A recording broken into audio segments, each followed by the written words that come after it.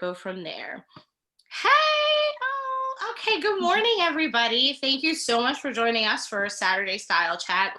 I just started these chats as a way to like connect to people while we were stuck at home and quarantined. And what started out as me talking into the Facebook Live black hole one day has turned into this, where I bring in special guests and people to talk about different fashion and style and beauty tips and just different topics and everything.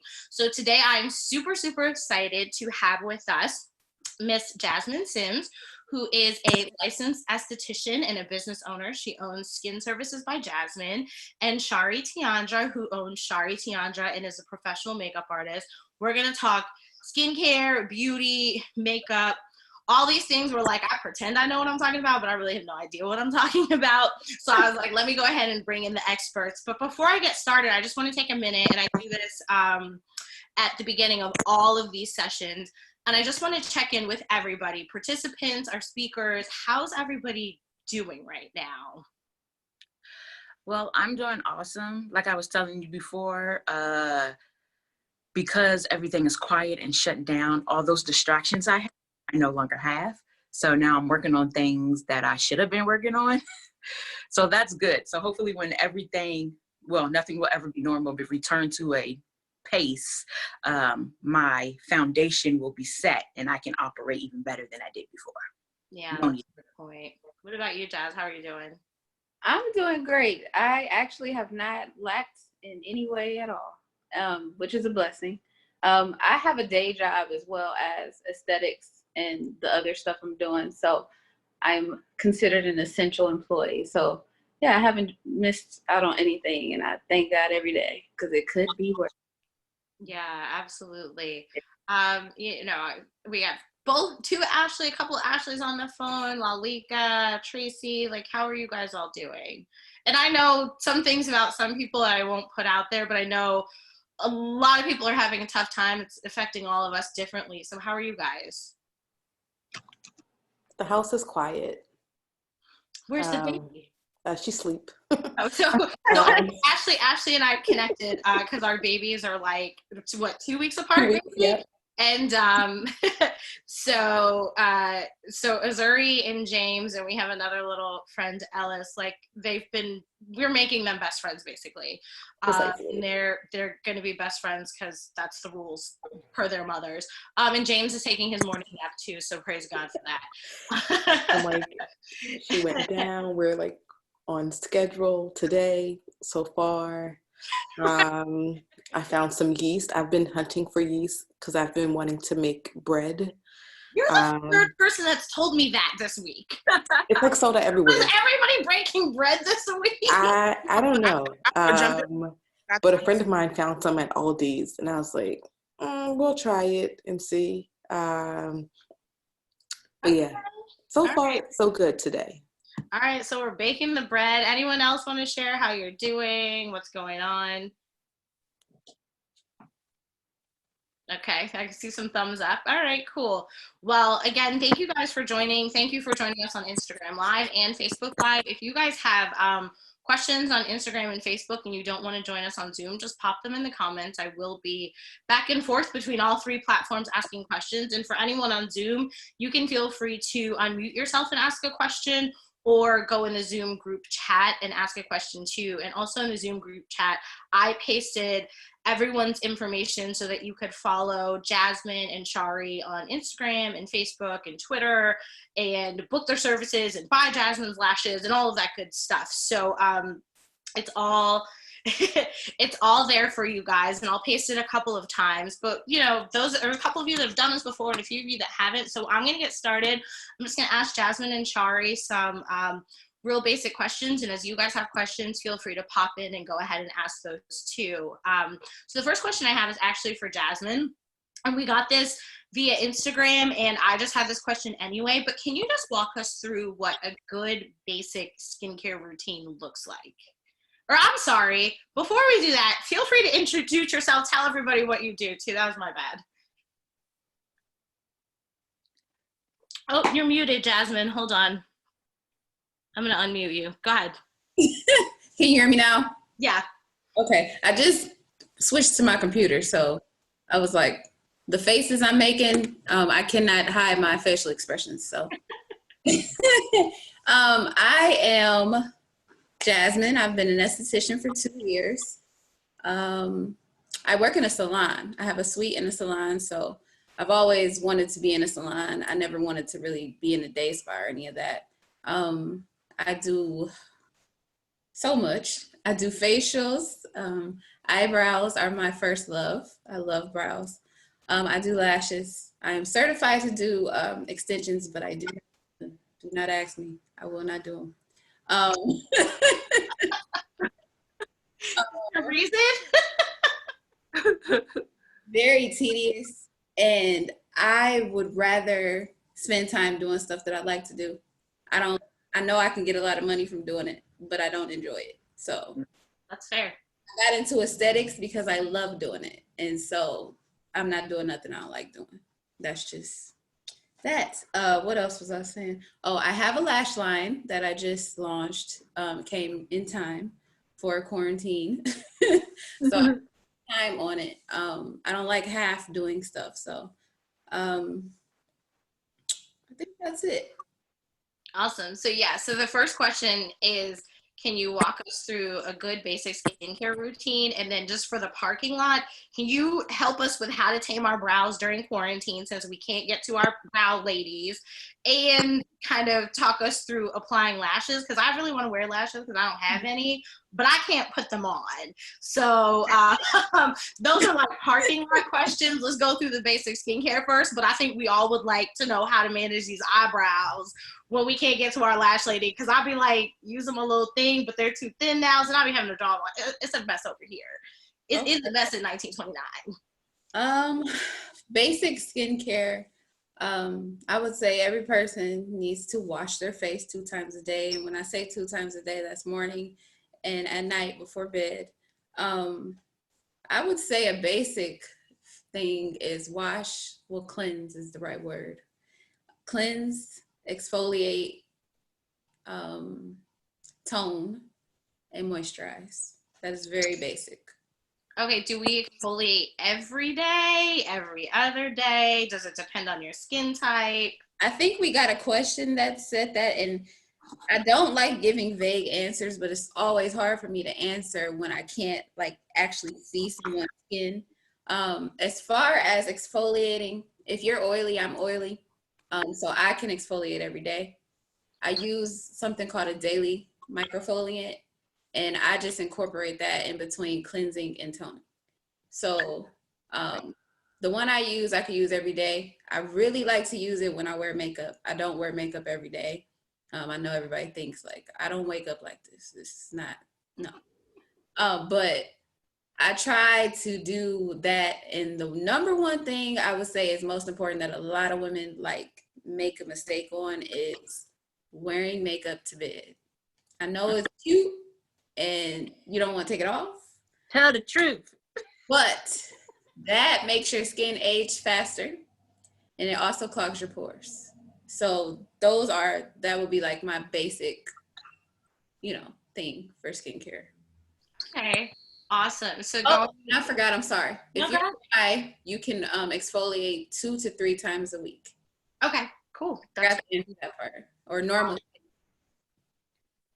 Cool. So now, Shari, from a makeup standpoint, what are the basics or the baseline makeup that we should have in our, I was going to say closets, but in our cabinets or in our bathrooms, just like base level, if you're just kind of getting started doing the makeup thing? Okay, so just basics it's skin, right? You want your skin to look its best. So of course that starts with what Jasmine was saying, that starts with skincare, because the more your skin is radiant and healthy, the less makeup you need. So, but basics, I would say for a lot of women, brows, concealer, depending on if you have scars or clear skin, you may need a full foundation or just something lighter like a tinted moisturizer. A little bit of loose powder. Loose powder is the powder that's in the shake bottle, the kind that, you blow on it, it just like powder, right? mascara, lip, and I love blush. I'm a blush girl because I got apple cheeks. So I'm always like, more blush. I can never have a more blush.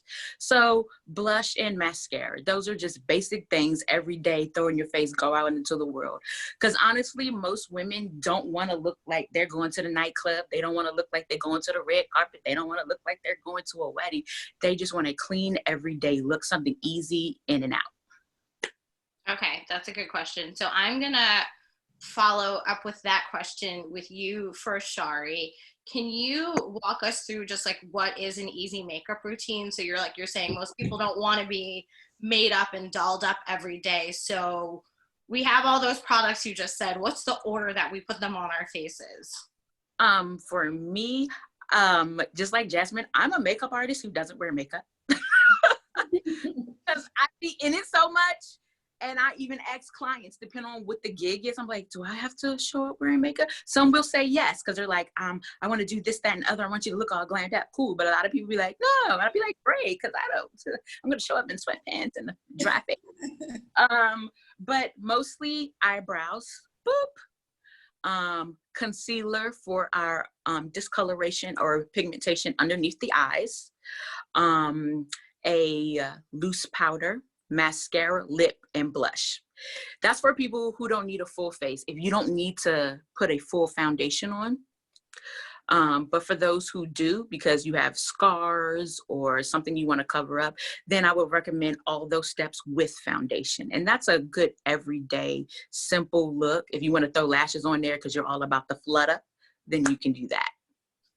So you can put, I didn't know this, you can just put your concealer on and then just put like a loose powder over it, and you won't, like, you know how you see those ladies and they look real crazy because it's like white under their eyes? So I won't look like that, right? Yep. Glad you asked that. Y'all, okay. People are going way too bright with this concealer. It is only supposed to be maybe 2 to 3 shades lighter than your skin tone. Okay. But we be putting on a whole other skin tones as a concealer and a highlighter, and there's really no need for that. The point of a concealer is concealer has these reflective qualities in it as a formula. What it does is when light hits it, it reflects back.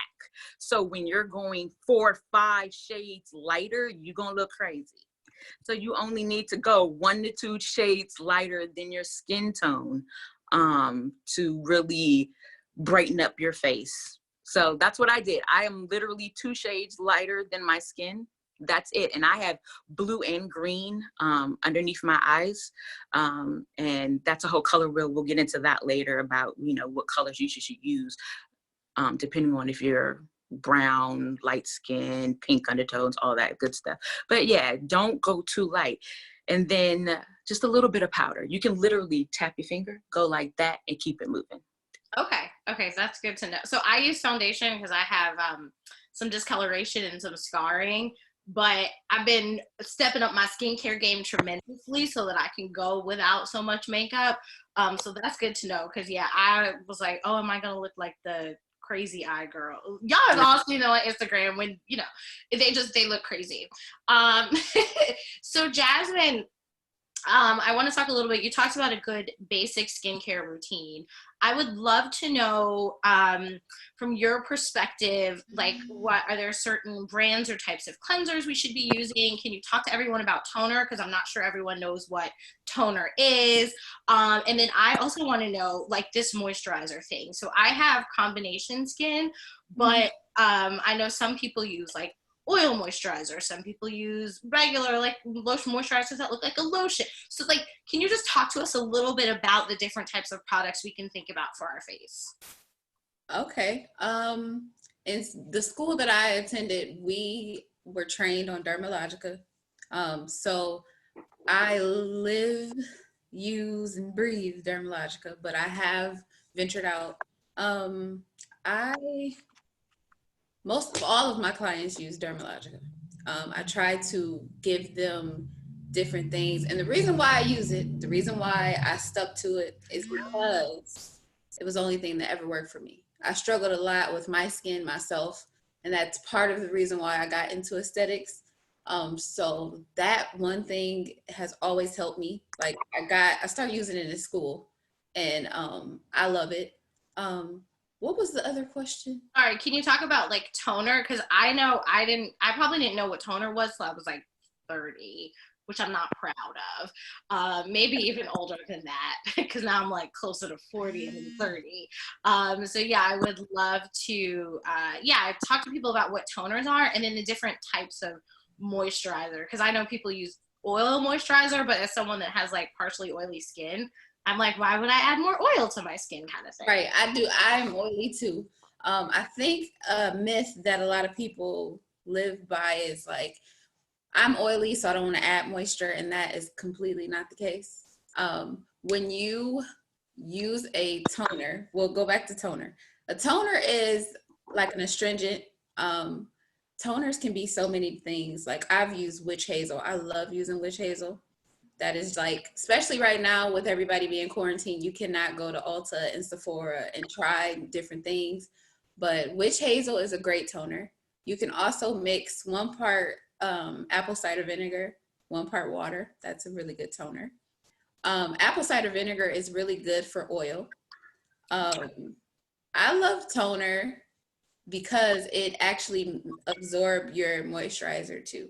That's a step that you do before you moisturize. Dermalogica has like a multi-active one. It's just a basic one, but you can also use toners to replenish your makeup. So they do different things, but I like witch hazel. That's my favorite.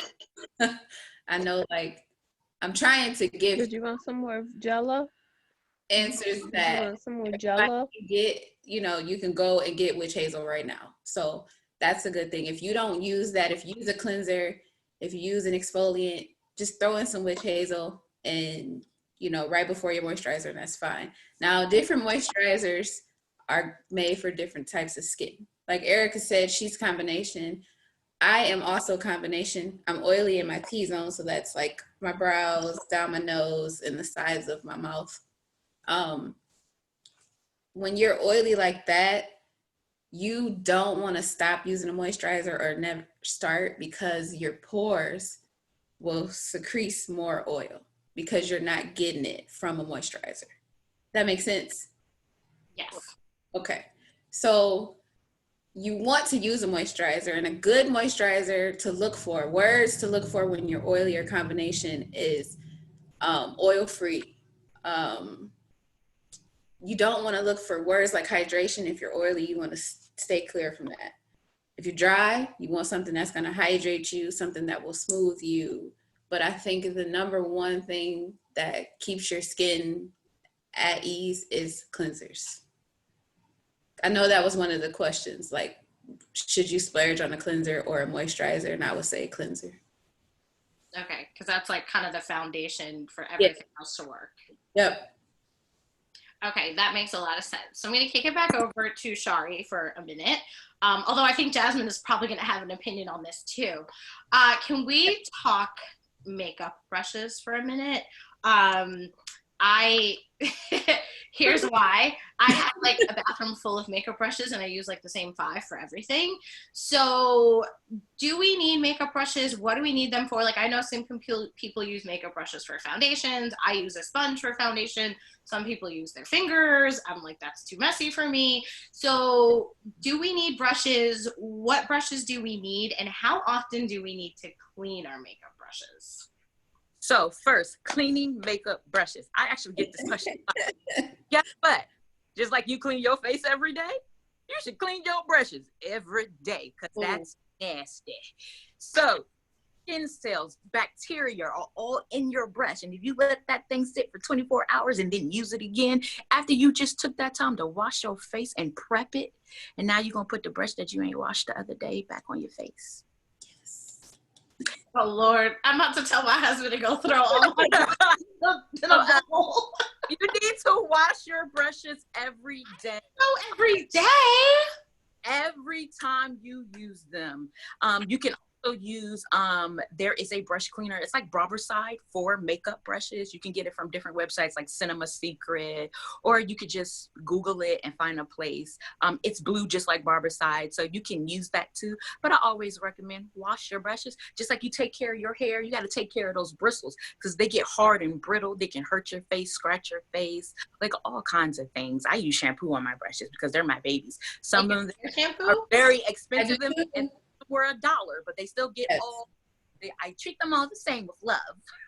Yep. So yes, please, yes, brushes, literally wash them every day. I use Now, baby shampoo. baby shampoo. Now I have that. yeah, you can use baby shampoo. Ain't nothing wrong with that at all. Yep. So now, as far as types of brushes, just like you said, you use the same 5 brushes. Honestly, we do. We all use the same brushes all the time. So why do we keep buying brushes? It's because they're and they're cute and somebody on your Instagram said we should have it. But ultimately, you do use the same brushes all the time. Basic brushes, I have some here, is what I call a blender powder brush, which is just your high density brush. Now, when I say high density, it's the amount and thickness of bristles. And this is called a stippling brush. Notice how it's not as thick. What's that called? Stippling. And what does a stippling brush do? Now, stippling brush allows you to apply product without it being so concentrated. So this brush I use for my I use it for my contouring. I contour with powder, not with cream. It's just easier to do and faster. Once my makeup's on, let's go in, make everything look good. So it just not make it the product so concentrated. So density, really thick. So if I put powder on this and blot it on my face, you're gonna see all this product on my face. Stippling brush just helps with that. Gotcha. Then you have your eye brushes. You always need a blending brush. So that's a blending brush. You can use a tapered eyeshadow brush. Now what that means is it comes to a little bit point. It makes it easier to put makeup in your crease. Like me, I have hooded eyes. So that point makes it so easy for me to pinpoint where I want my color. You need a flat brush for all my ladies who are cut crease queens. That little flat round brush is perfect for that, for you to get in there. And also, for my ladies who don't use pencil on their eyebrows, but you use like a pomade like I do, it's called a flat eyebrow brush. So it's just flat, easy to put on makeup. And of course, eyeliner and lip brush. Eyeliner brush, lip brush. Also, my lip brush seconds as a concealer and a lip brush. And a lot of my brushes I use for multiple reasons. So that's just a few. And you can't go wrong with just a blush brush. Okay. So, and you didn't say we needed a brush or foundation. So should people use a brush, a sponge, their fingers? How do you recommend people that do wear foundation put that on their face? It's a preference. I put mine on with a brush that looks like this. It's called a buffer brush. You can use the Real Technique sponge, which is cheaper than the Beauty Blender. It has the same principles.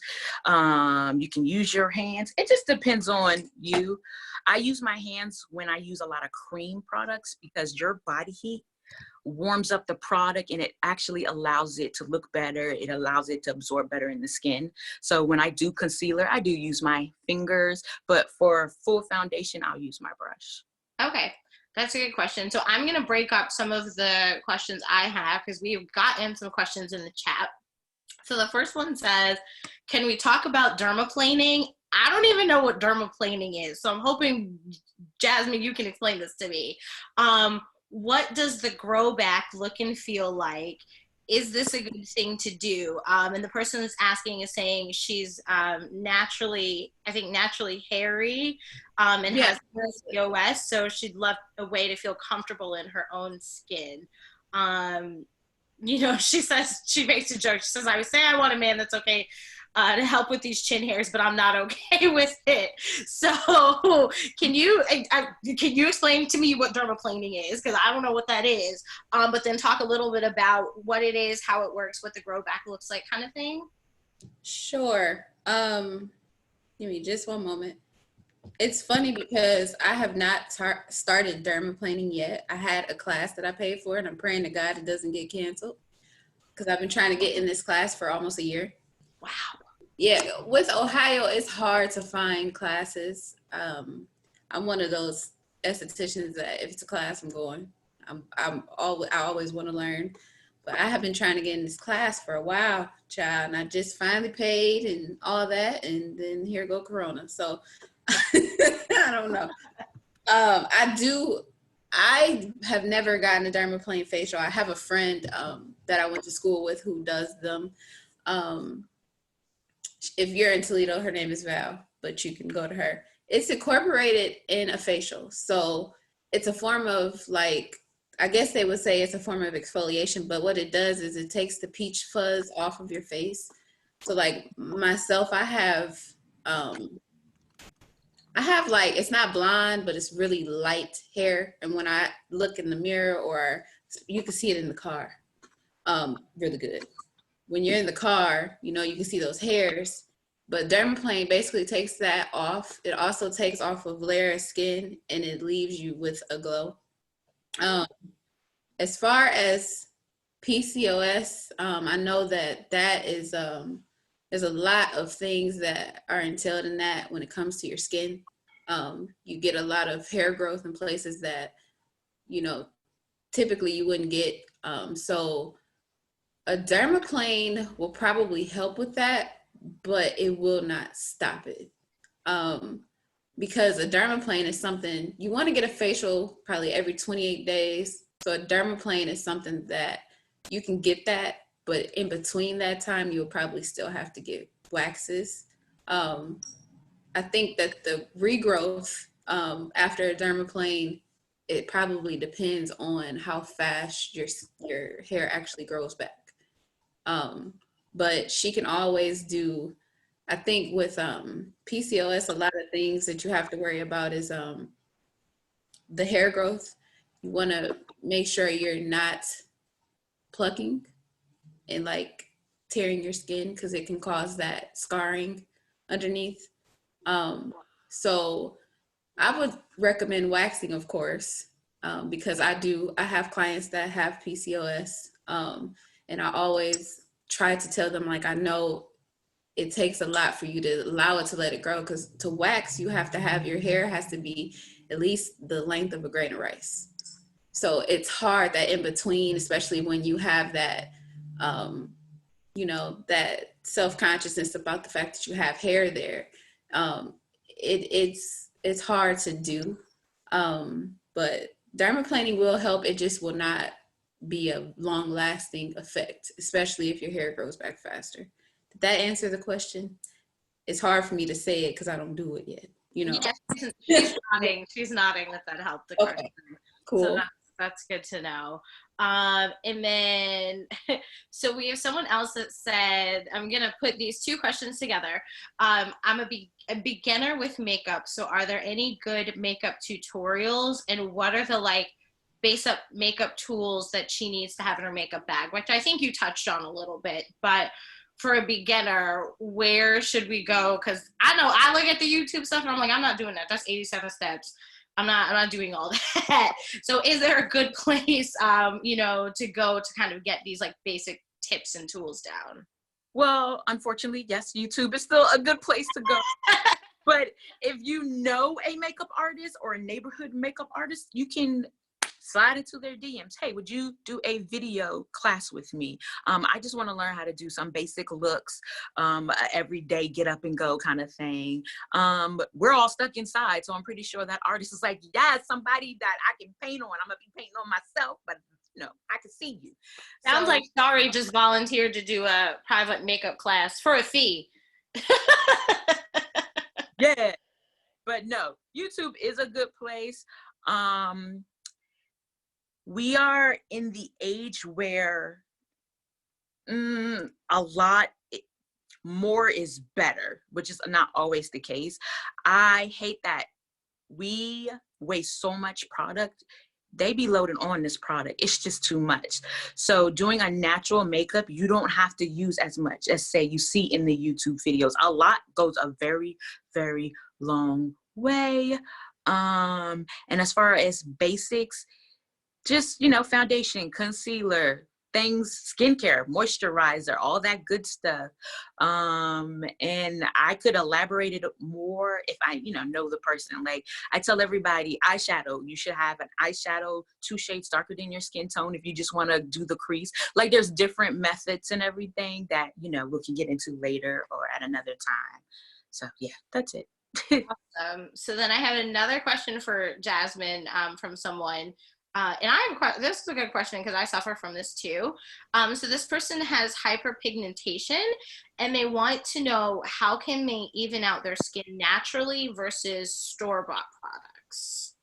I also have hyperpigmentation, and dermatological was like the first thing that got rid of it. But there are natural things she can use. Turmeric is a good thing. There are thousands of recipes with turmeric. That's also good for like under your arms. Like if you have darker spots under your arms, that's a good thing to use.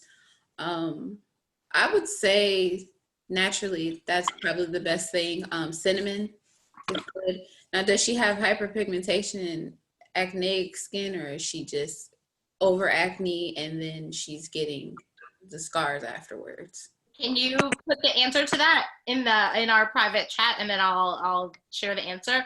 And while she's typing the answer to that question, tell me more about how I use turmeric and cinnamon. Like, am I just slapping it on my face and putting it in water? Like, I need some instructions. Okay. I wish it was like, I guess I could post it in the chat, after. Well, can I like post it after? You can post it in the chat, or you can send it to me, and I can post it in the video, like in the replay. Okay. I have a board on not Twitter, gosh, on Pinterest, with like natural skincare recipes.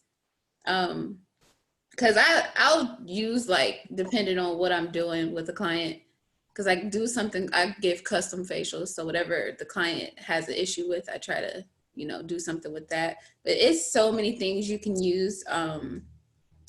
Like turmeric has one for like healthy skin, just a normal one. You can mix it with coconut oil, like 1/4 teaspoon of that, and then a tablespoon of coconut oil. You would just use it as a mask. Okay. Most of the homemade things that have recipes are mask. But it's something you can do. Like it's great for like, especially right now, because everyone's at home. What else can she do? But hyperpigmentation, the thing you want to do most is exfoliate. Because the more and more that you exfoliate, the more you're wiping away that layer where those scars are. Now, if you have like deeper scars, then that's when you want to start looking into getting a facial every now and then. It just depends. I'm sorry, my computer's doing something. No, not right now. My computer's trying to restart and do an update. Oh, funny. No, not right now.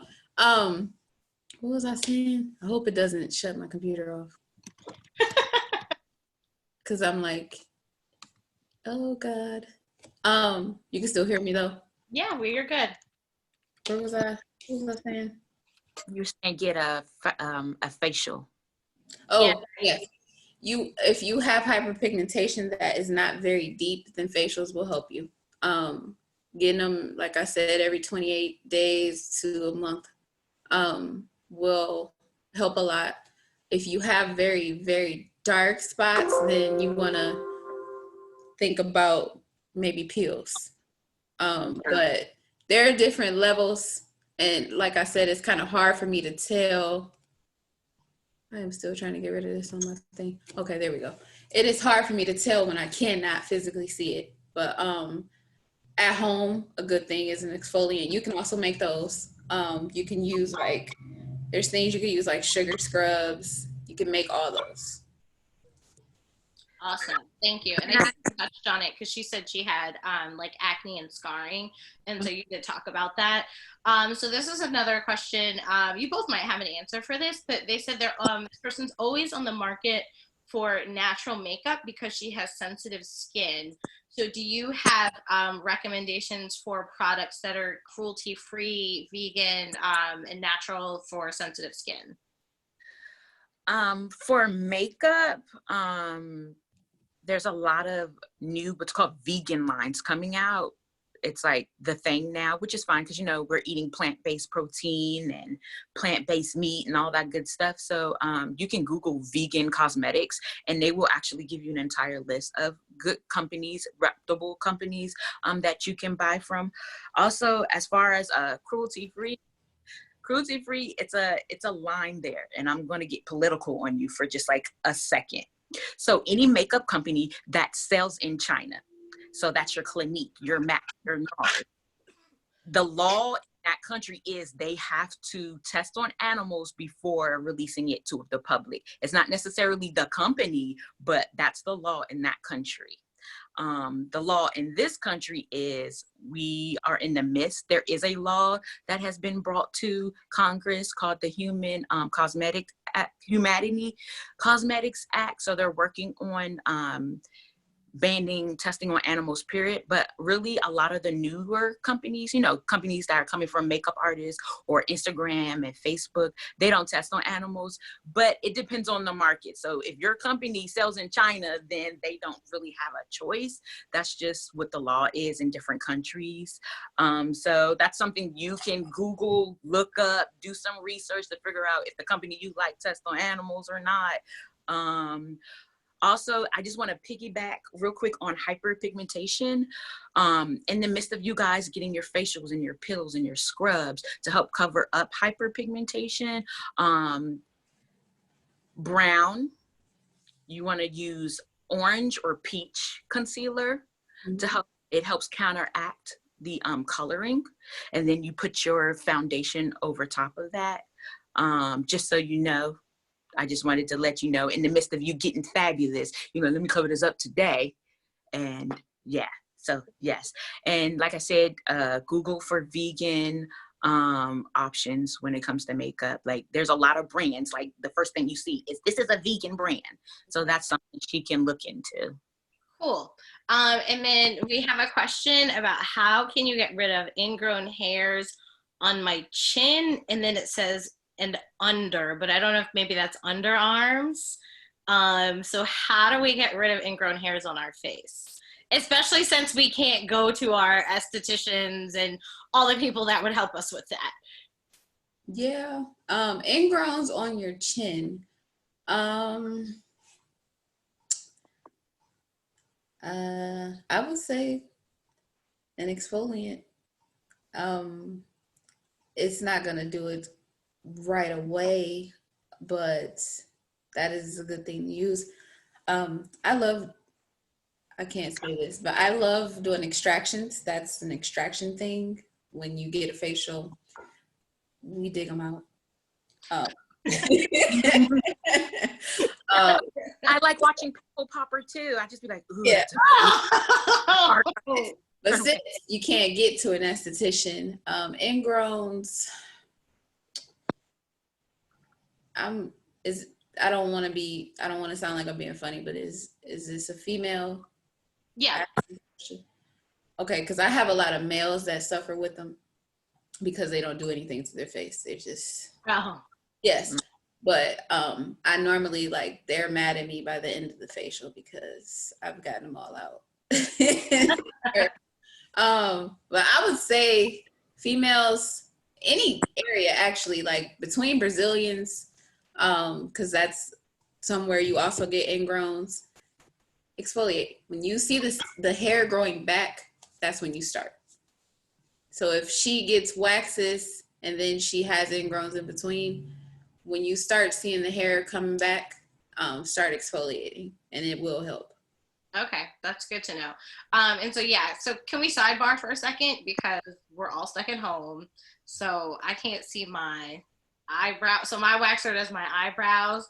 She does over my lips. She does my chin. She does my Brazilian. She does all of that. So like, what can we do at home while it is like struggle bus central? I broke down and bought the like Flawless commercial where they're like, you can get this. So I like broke down and bought the eyebrow thing and the like face thing.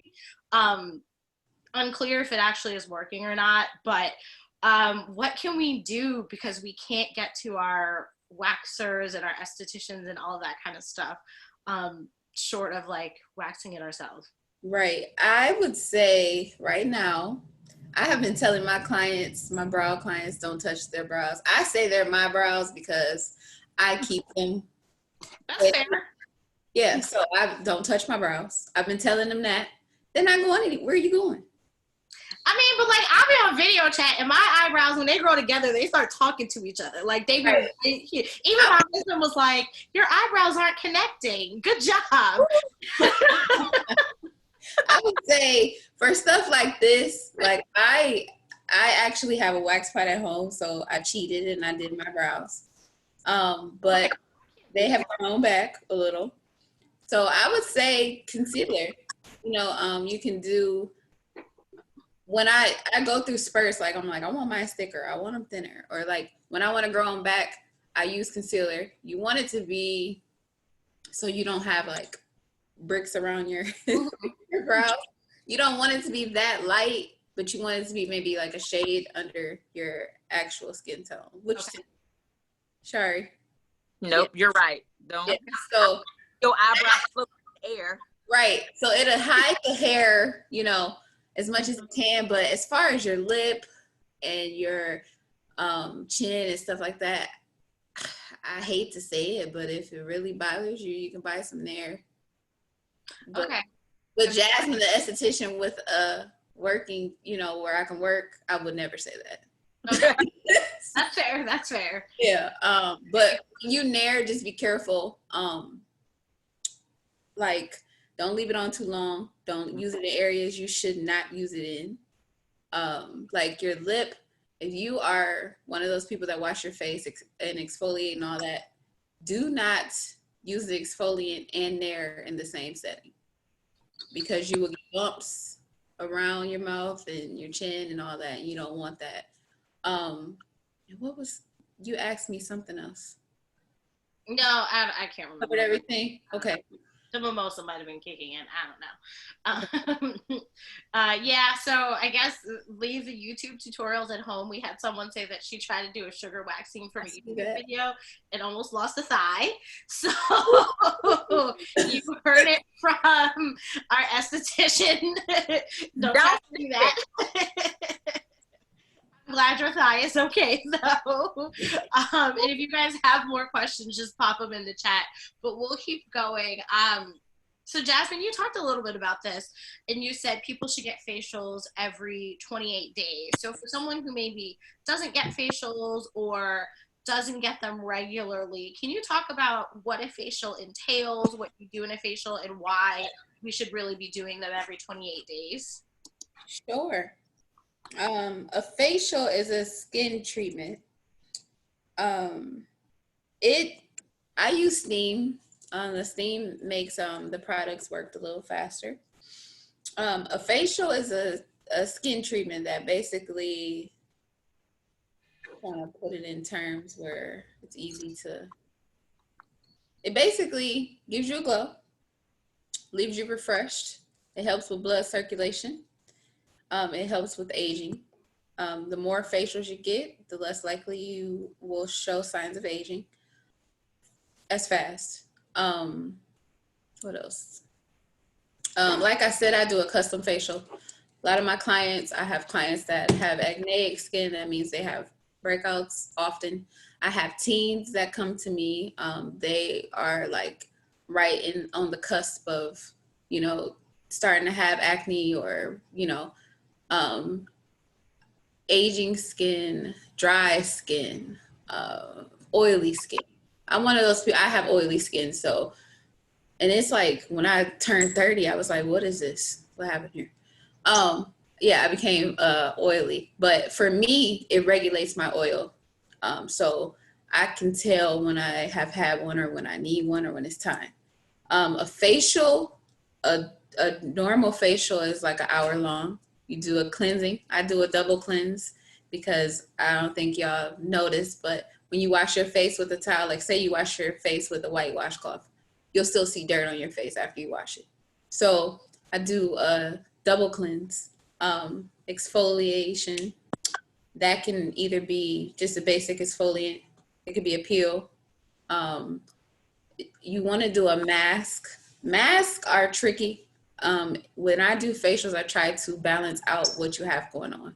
So if you say that you're oily, I'll probably do a mask with a clay or something like that to soak up that oil. So then when you leave me, you're regulated until you get home and you do what you're supposed to do. Now, if you don't do what you're supposed to do, it's less likely that you get the results as fast. Facials have, they have instant results. You can actually tell, when a person has gotten a facial. What else? Then you do, when I say tone, you always want to tone. And like I said, I use different types. It just depends on the skin type. And moisturizers, oil-free. Some doesn't need as many oil as the other. And one thing I forgot to mention in a basic skincare thing and with hyperpigmentation is the SPF. It's very important, no matter how hot it is.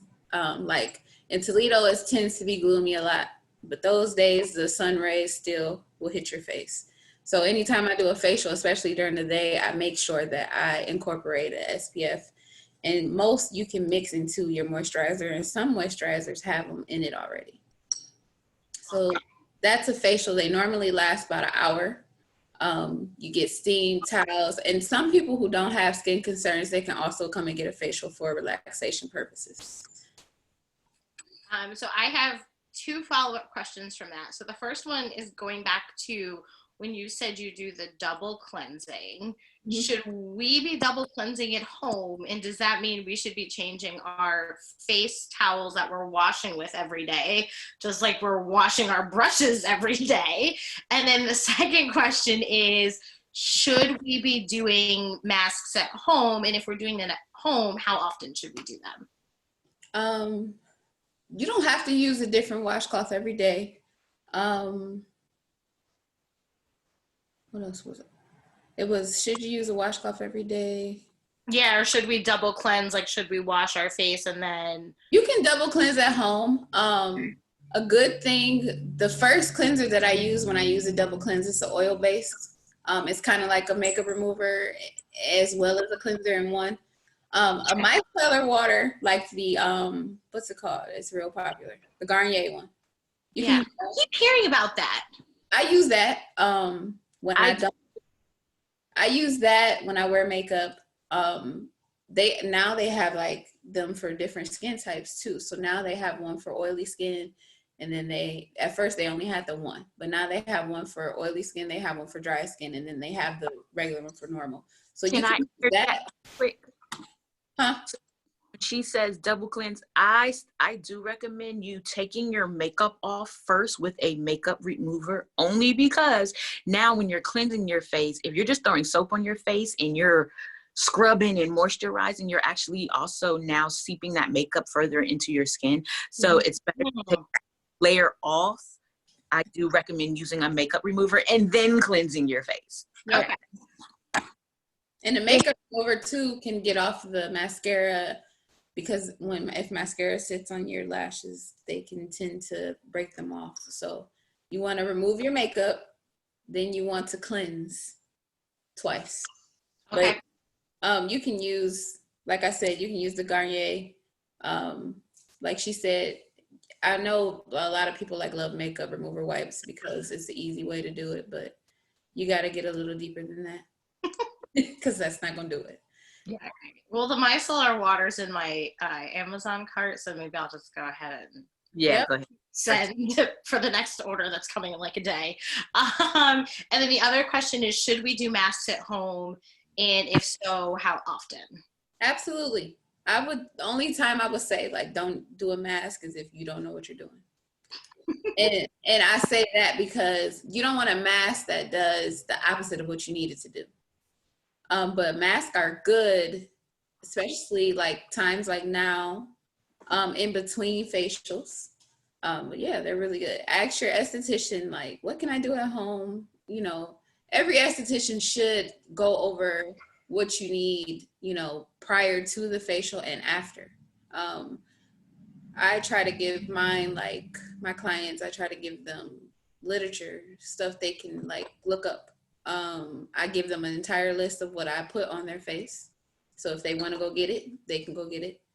Some of the stuff that I use is like professional only, but yeah, I try to do that, especially people who are really, you'll get people who are really invested in their skin. I mean, you're going to have it your whole life. You don't get another set. You don't get another skin. We're not reptiles. That's not how it works. So I do have clients that say, well, yeah, tell me what to do at home. So yeah, masks are good. My friends, they do aloe mask where you buy the whole plant, scrape the aloe off, use those. Yep, you can do that. Erica's like, Sorry, I don't know if y'all can see my face, but I was like, oh, this is yeah. Right, we're already getting crazy deliveries at this house during quarantine. If an aloe plant shows up at our door, I am not going to be able to explain that. Yeah, you can use aloe for a lot. Yep.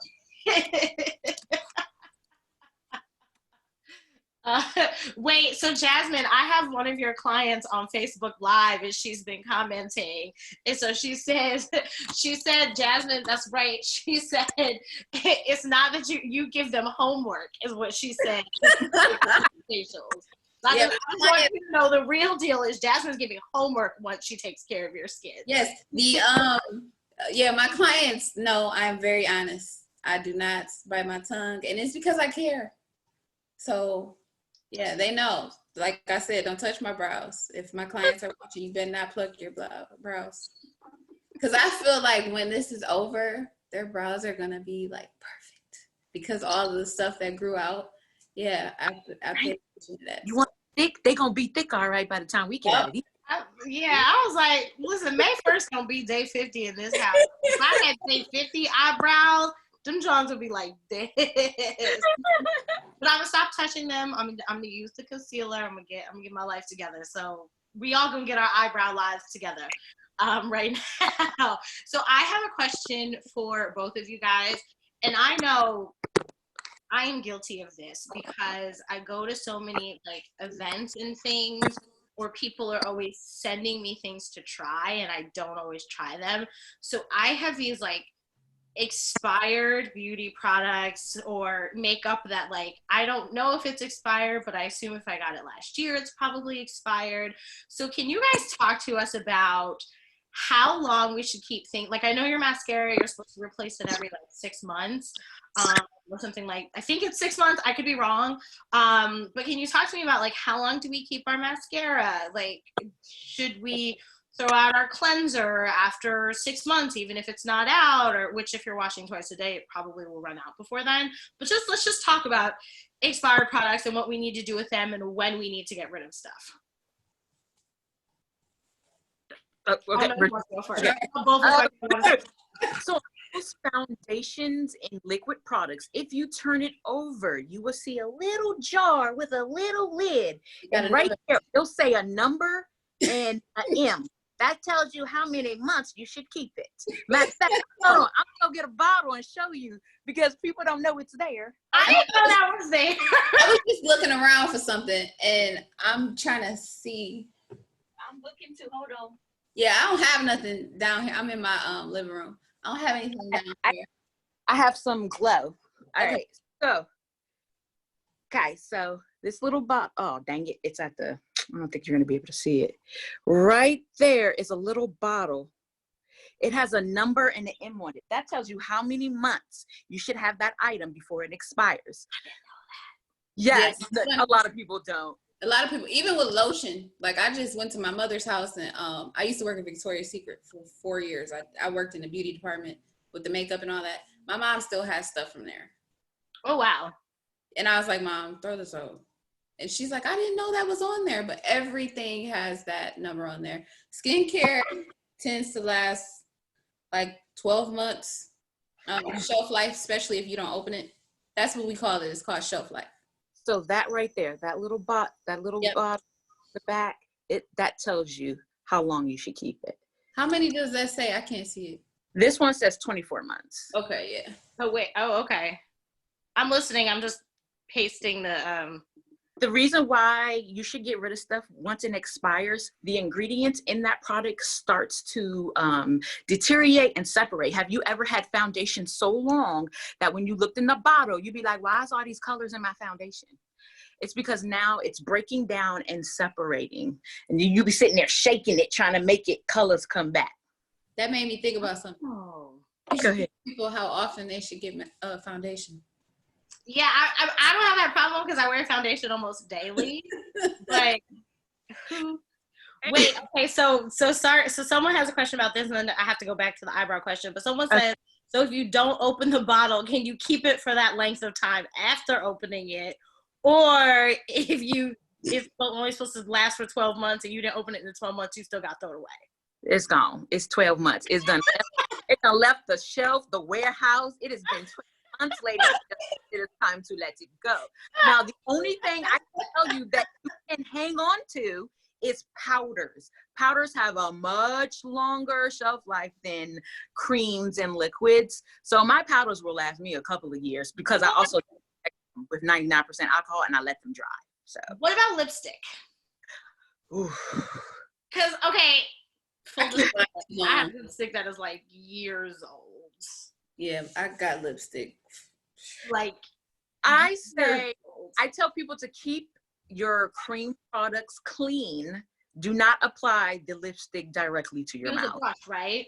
Yeah, I would scrape it off on something and then keep it hygienic. That's all. I give you that. Keep it hygienic. Okay. But we could, because I was like, if you tell me I got to go through them 87 lipsticks, I was like, we fighting when this is over.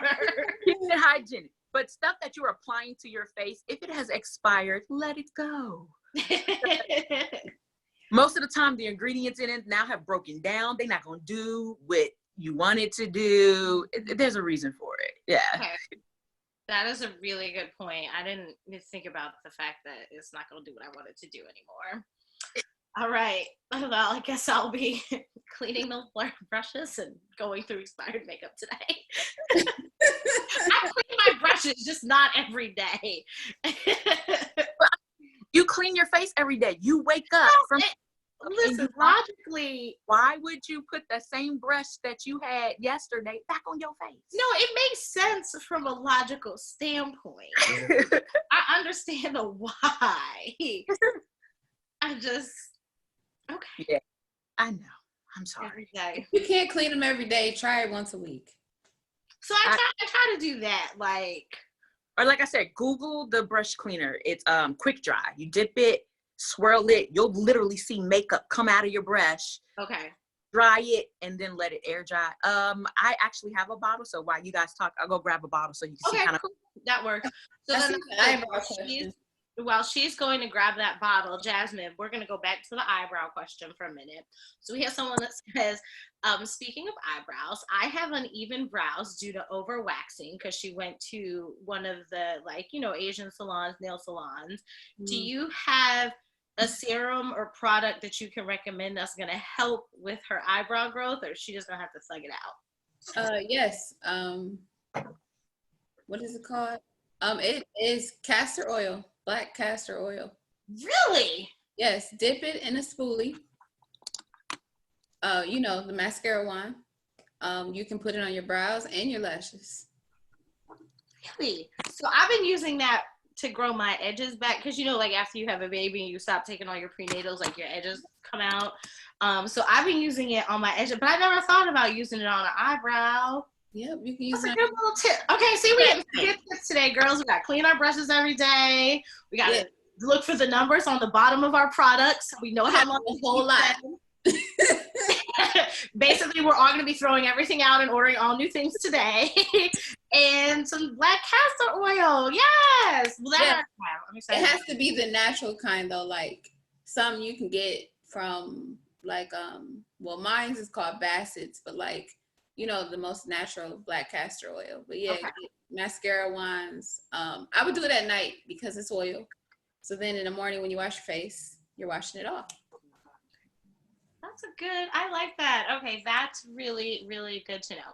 So another question I have for you both, while we're in quarantine, so both of you guys obviously offer services that are one-on-one in-person services. So we can't use your services right now. And I was telling, I think Jasmine or someone I was telling earlier, but Shari did my makeup for my my maternity shoot.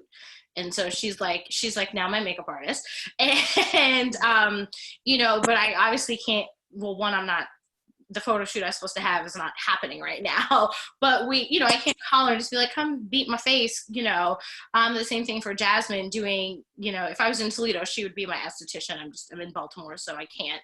But, you know, we're not able to book their services and use them. So how can people support you guys? What can they do while we're in quarantine to support you guys, to support our estheticians and, you know, and our makeup artists and things like that? Like I was saying before, those one-on-one classes, just like this, you and another person, you can ask your questions, you can have everything laid out, all your makeup, all your brushes, ask all the questions you need to. Like if I was doing videos, I would come barefaced, you would come barefaced, I'm doing my eyebrow, you do exactly what I'm doing to your eyebrow. Like, there's certain ways to, like, you know, communicate and learn stuff. Also, this is the brush cleaner real quick. This is by Cinema Secrets. It's a antibacterial disinfectant, rinse free. You just swirl a little bit, shake it off, and then let it dry. Like I said, it looks like barbicide. So, but yeah, that's how you can support your local makeup artist. This is a great time to do your one-on-ones. All that, you know, time to ask those detailed questions, you know, be like, I just need 15 minutes, 30 minutes, an hour, and know what their rates are for that sort of thing. Jasmine? Oh, I would say a good way to support your local esthetician. I've had my clients post like, "Oh, I can't wait till this is over," and share stuff like their time they got a facial. I appreciate all types of support. I've had my clients check on me. I've had them like, I miss you and my brows miss you. You know, I would say my brow clients, way to support me is don't mess with your brows. I would also say lashes, because one day, you know, y'all can buy my lashes, because one day we will be out of here. And I've been doing like happy hours with my friends on FaceTime and stuff, and I get dressed up because I almost forgot how to do my makeup. Okay, tell the truth. And I hope I don't look ghostly on here. That's I was trying to put my eyebrow on. I was like, I don't know, is this even the right color? I ran out of stuff. I didn't even realize. I was like, wow. But yeah, a good way to just, you know, I don't ask for a lot. I just, you know, I appreciate it. I would say to be patient. There are a lot of people who don't understand. You know, we have a very high chance of being exposed to COVID-19 because we are so close. When I do brows, I am very close to people. And I was reading something that said, you know, hairstylists, nail techs, not nail techs, but because nail techs kind of have that space between the, you know, the table. But I was seeing that it said we had a 68% chance of contracting the virus by taking the deal. So yeah, I would say by being supportive and patient, because I know if Ohio opens back up in May, I'm not taking clients. Just because I don't want to expose myself, a child. I don't want to, I don't think it's working. That makes sense. Yeah. What about, can people buy gift cards for like any of your services? Oh yeah, I do electronic gift cards, and I also have gift certificates. Okay. Yep. Cool. That's a good tip. So I'm going to, the Zoom chat has been popping, but I'm going to turn it over to you guys. I have some more questions, but I don't want to dominate the conversation more than I already have. So do you guys have any other questions? I think I got to everyone's, but if I didn't, just paste your question. And oh, did someone unmute themselves with a question? All right. Well, while you guys think or type away in the chat, I do have one other question for you guys. This is a selfish question. So I have like that oily skin, right? But I love the way people have that like dewy, glowy makeup look. And I kind of fake it with highlight, but I feel like I don't look dewy and glowy. So how can we achieve that look with like our makeup? Because I'm super into it. Normally I do like a matte finish because I'm so oily. Like I feel like I just need to like soak it all up. For makeup, you're on the right track. You can achieve that with glow, but also you can achieve it with setting your makeup with a finishing spray of some sort. The Mario Basquez rose water. Once you put your makeup on, spray your face, let it dry. What it does is it helps the makeup adhere to the skin better, and it does give it a little bit more of a natural finish that gives you that dewy look. That's why they have dewy finishing spray, and they also have matte finishing spray. It all gives that whole. That makes sense. My finishing spray is matte, but I do have the Mario stuff. I just never use it on days I'm wearing makeup. Yeah, you can spray this literally. Like I can spray this on my makeup, see, and let it dry. Oh. And when your face starts to feel dry and your makeup starts to look a little cakey during the day, this is great to have in your purse. They come in little miniature size. Yeah, little minis. Yep, and spray your face, fan it, and then it'll just bring moisture back to your face and the makeup and your skin. Awesome. That's okay. So we do have one question that came in. And it says, not sure if you guys already addressed this. We kind of did, but we can talk about it. I feel like my skin is super dull and rough in texture since I'm now having to stay inside all the time. She tried a few masks and exfoliates regularly, but is there anything else that can be done to kind of give life to our skin since we're not getting as much sunlight and vitamin D as we normally would? That's a good question. Trying to think. She exfoliates on the regular. Ooh. I would say, because that will be my answer. I would say maybe a lot of things people don't know about is your pillowcase. Satin pillowcases are better for your skin.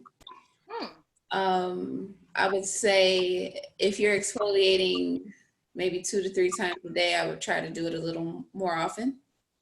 2 to 3 times a day or 2 to 3 times a week? I meant to say week. Oh, okay. I was like, wait. Okay.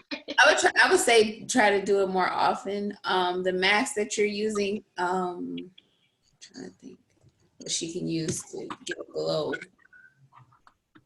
I know you can use lemon juice and yogurt. That's a good mask. It just depends on what kind of, I don't know what kind of mask you use. Is it on? Can you answer what kind of mask you can just answer in the chat what kind of mask you use. Sorry, I was just talking to some people on Facebook and I'm like all over the place. I'm just waiting for her answer to pop in about what kind of mask she uses. Okay. I noticed with myself when I sit too long and I don't do nothing, I feel like, oh my God, you get like a blah feeling. I would also say water. Make sure you drink a lot. I found I drink so much less water now that I'm working from home. Like at the office, like normally this is not filled with mimosa, it's filled with water at work. But at home, it was mostly orange juice, a little bit of champagne. But at home, I feel like I drink so much less water. And I don't know if it's because I'm like trying to do work and manage the baby and like all this other stuff. But at work, like as soon as this is empty, I just go like refill it. Mm-hmm. And I do not do that at home. So I'm gonna drink more of my water. Yeah, because that'll help too. Okay, so she says she's used red clay and then one that's like a chemical peel, but she doesn't know what it's called. Okay. The clay probably Clay is really good for oil and evening out your skin tone. Yeah, I would say try to use stuff that's not not harsh, because the clay and the chemical peel seem to be a little stronger. Maybe try to do something that, is good for dewiness. Like I said, the yogurt and the lemon juice, do like 2 tablespoons, is it 2 teaspoons? I can't see. And lemon juice as well. I'm trying to think of a product that you can use that she can get to now. It's so hard to like say what, because some stores are open and it's crazy the things that they think are essential that really aren't. Yeah. Also, maybe like the witch hazel, stuff like that, and a good moisturizer. But yeah. Okay, that's good to know. So if other people have questions, feel free to drop them in. I did get a few questions on Instagram, and one question that we haven't covered yet is one of our viewers said that they had found that they had like these dark spots and these black spots under their eye after surgery. So is there anything from a skincare perspective that can start to lighten those? And then from a makeup perspective, I know we can use concealer, but you talked a little bit about there's different tones or colors in the concealer. So is there one colored concealer that'll work better than others to hide that? You want me to go first? Yeah, go ahead. For black or dark circles around your eyes, a good thing to use is if she has swelling and inflammation is ice. Anything cold. Because I would also massage around, because it's a blood vessel that, is, if it's a black, I don't know if it was a black eye or dark circles, but I thought it said black eye on Instagram. Did it say black eye? It did. Mm-hmm. Yeah. Okay. So I would ice, maybe massage to soften those vessels, because that's what a black eye is. I also would you probably have some at home, is green tea bags. Dip those and sit them on your eyes for 30 minutes. Also, this is like really weird, but it works. Potatoes. You can slice potatoes, put them in the fridge, and let them out so they're not freezing. But yes, you can also sit those on your eyes. I don't know if y'all know, but not a lot of times when people box, they use potatoes for under the eye. Really? Yes. So that is a good thing to use. The way she sleeps, how her pillow is, you want to elevate your head, that helps. Yeah, I did my homework on this question because I was like, And drink lots of water. I know everybody don't like water, but I try to drink a gallon a day. You should at least drink half your body weight. Yes. So water is actually good too. But I hope that helps. No, that's great. Now, Shari, from a makeup standpoint, how can we cover them until we can get them to go away completely? So when it's covering, it's called the color wheel. You can actually Google cosmetic color wheel.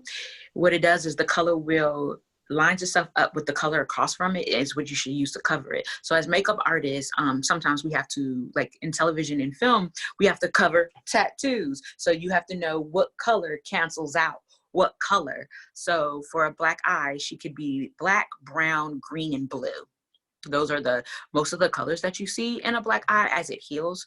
When it's fresh, it's more red. As it heals, it gets more blue and black. So like most people, orange can cover that, peach can cover that, and red can cover that. Now, when it comes to those three colors, I always tell people, what is your undertone? I would prefer you go with what's closer to your undertone. So when you put your foundation on top, you can't see it. So for me, I'm more yellow, the warmness. So for me, a peach or orange would look a little bit better than me using, say, red, because then that would just be too bright under my foundation. So know what your undertone is. If you're yellow, if you're green, if you're red or rosy, would help a lot with what color you gravitate to. Also, people who have really bad rosacea, which means you're really red in the cheeks, lavender, purple. They have a concealer. It's more like a moisturizer. It's thin, but it's great to put over your rosacea before you put your foundation on. And just so I'm going to put my stylist hat on for 1 second. If you don't know what your undertones are, I'm going to give you a couple easy ways that you can figure out if you have warm undertones or cool undertones. So the first way that you can do it is put a white shirt on, like, just drape it over your shoulder but near your face, and then an off-white shirt. And whichever side your face pops on that's the tone that you are. So if you put the white and your face like tends to pop or show up better against like stark white, like white, then you have cooler undertones. But if you look better in a cream or an ivory, that means that you have warmer undertones. Another way you can do that is with your jewelry. So try gold jewelry versus silver jewelry. If you look better with silver jewelry, that means you have cooler undertones. If you look better with gold jewelry, it means you have warmer undertones. And if you look equally good in both, it means that you have like a neutral and you don't really have then your undertones are just kind of neutral. The other way you can do it is if you can see your veins in your wrist and the way and the color that your veins show up. So like mine show up as green, and so that means that I have like a warmer undertone. So that's like a quick, easy way that as a stylist I do it, because most people are like, I don't know what an undertone is, but it's what makes you look like you pop versus what makes you look hollowed out. So like if I wear like wedding dresses are a really good example, because people who have warm undertones that wear like a pure white wedding dress will look more washed out in that dress. Versus like if you wear an ivory, you don't look washed out. You get the natural rosiness in the cheeks and the natural glow on the face. So that's an easy way to do it. I think the t-shirt test is like the easiest way to do it. And have someone snap a picture of you so you can really see them like side by side next to each other. But that'll help dictate what your undertones are. So we do have another question that came in from someone. She's been watching live via Facebook, but we talked a little bit about the basics, but this is, I think this is a good question. So she doesn't wear makeup at all, and she doesn't do anything with her skin with the exception of Dove and water. And I know her personally. So she's saying, and she has good skin. She says she's pretty good skin. I would vouch for that. She has good skin, but she wants to know what should she be doing to maintain that now that she's over 40. And I can vouch for her. She's over 40, but she's not look over 40. And we want to keep it that way. So what should she really be doing if all she's really done before is just Dove and water? Are there things that she needs to add to her routine? Yeah. What'd you say? I was like, that's you. I know, right? I'm like, if it's broke, don't fix it. I mean, if it's not broke, don't fix it. I mean, granted, like estheticians, if this was like an esthetician group chat, they would die. But I do know a lot of people who use Dove, and it works. I think she just probably has really good genes. I've seen her parents. I would agree with that. Yeah, but I would say, because she's in her 40s, get you an eye cream. Get you a moisturizer. I use a moisturizer as a part of an aging line. It's called Dynamic Skin Repair. It is amazing. And it also has SPF in it, 50. I love that. That's my favorite. I have it on now. But yeah, just get you an eye cream, because they say to start, when I worked for Estee Lauder and Lancome, and they say to start using an eye cream at 30. Yeah. It's that boat. I just started like this year. Yeah, get an eye cream. I mean, do what you've been doing. If it hasn't done anything, I'm not even gonna say like, oh, you should be doing, no, just if it ain't broke, don't fix it. I like the eye cream. And so I just started using an eye cream like last year, but they told me to use my ring finger when I put it on because it's the weakest finger and this is like the most sensitive part of the face. Is that true, or were they just like pulling my leg? No, your It's capillaries metal. are at the right underneath the skin, and under your eye, it's very thin. So people rub in and stuff. That's why you get swollen and red and irritated. So be gentle with your under eye area. Yeah, I would just say just don't go all the way up. Like I think people misconstrue where your under eye is. It's not right here. Because if you get it all the way up, it can bother your eyes, but it's here. But yeah. That's good. And then I guess another question I have I have friends that have sold Mary Kay and different things like that. And they always say when you put your like skincare on to go up and away. And I notice when I get facials, the esthetician does that too. So is that what we should be doing to apply it? Uh-huh. Okay. Mm-hmm. But you don't put your foundation on that way because you want the hairs to go down, right? So they don't reflect or something like that. Foundation, that's you. For me, because I don't swipe my foundation. Like when I was doing your face, yeah, that's true. I don't swipe because when you swipe, it can leave streaks and it's not unfinished. So I just stipple my. So that's how I start too, and then I go around up my face. Yeah, so I say don't swipe. Period. I'm not a swiper. Also, when it comes to skincare as well, women, especially us women of color, like we don't age in the face, but y'all don't be taking care of your neck. So you like you be all up here, but you forget this part right here. So all of that, your mask, your exfoliant, all of that, do it to your neck too. So when you put your serums and your everything on, just gonna hit right there. It's called your décolleté. See, I learned something today. Décolleté. Yes, you want to do here up. Okay. You do facials. I do it all here. So I rub on it, work my way up. But yes, going up, it also keeps you from like not cross-contaminating because it's not that deep.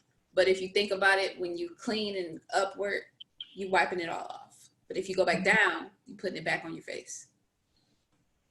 Awesome. So so actually this is a great question because you guys are from all over the place and the people watching are from all over the place. So they want to know if you're local. And I don't know where you are from, so I'll just have all of us tell where we are located and then we can decide if that's local to you or not. So Jasmine, why don't you just tell everyone where you're located and where, when things open back up, where you're doing your esthetician services out of.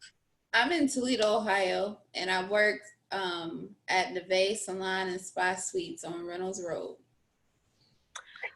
I'm located in Bowie, Maryland. I am open to do one-on-one classes with people, but I am not doing gigs at the present moment because of scheduling and other opportunities that I'm working on. But I'm all about helping people grow, so I'm about those one-on-ones.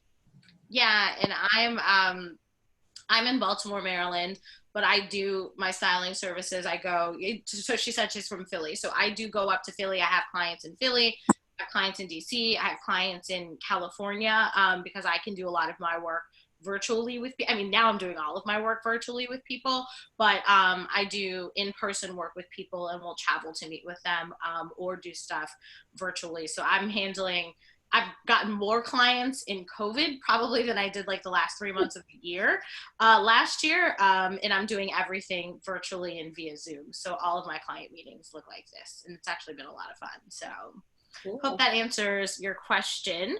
About that, we're at an hour and a half. We're at 12:30. This was an awesome chat. Are there any final questions from anybody in the group? I'll give you guys a couple minutes or a couple seconds to do that. And then while we're doing that, I'm going to let you guys know in the group chat, I just pasted where you can find Jasmine, Shari, and myself. So our websites where you can book us, our Instagram so you can follow us. I would recommend at a minimum you follow both Jasmine and Shari. Jasmine's always posting great tips and different things on there. Shari's like always posting good looks. I'm gonna brag on Shari because she's also a dancer, and there may or may not be a clip of her dancing in a Beyonce video on her page. I'm always like, I know someone that dances with Beyonce. You know, but I would just say at a minimum, like, follow them. Yeah, people are just saying, they're saying this was great. This is really helpful. Everyone's really, really pleased. But I would say, yeah, definitely follow all of us. Book a virtual session with Shari. Book a virtual session with Jasmine. Have Jasmine walk you through. I'm about to be like, Jasmine, walk me through this facial at home. Walk me through this facial, okay? Because I need it. But yeah, I think anything you guys can do to support your local estheticians, or, you know, obviously support these two. Jasmine has her lash line. Maybe that's what I'll do. Order some lashes and then be like, but I need a tutorial on how to. Oh yeah, you gotta learn how to put them on, huh? Yeah, I gotta learn how to put that on. Because Shari puts my lashes on, even when we do events together at work. I'll be like, Shari, can you give me some lashes, please? I can't put lashes on. I can't. I would say practice with those like cheap ones. Cheap ones before I buy the real ones from you. That's how I learned. Yeah, make sure. I think a lot of people forget to trim them. Make sure, because my eyes are big. I don't have to trim mine. But yes, trim them. Make sure that the glue that you're using is okay for you, because you could be sensitive to it and it could really ruin your eyes. A lot of people use, like with my lashes, they're reusable, they're minks. So you can peel the glue off and you can put them back in the case and wear them again. Okay. I keep my lashes for months. I clean them too, though. I clean Okay. them. Okay, we clean them, right? Huh? Clean our brushes. Yes, we clean them. Yes, I forgot to say that.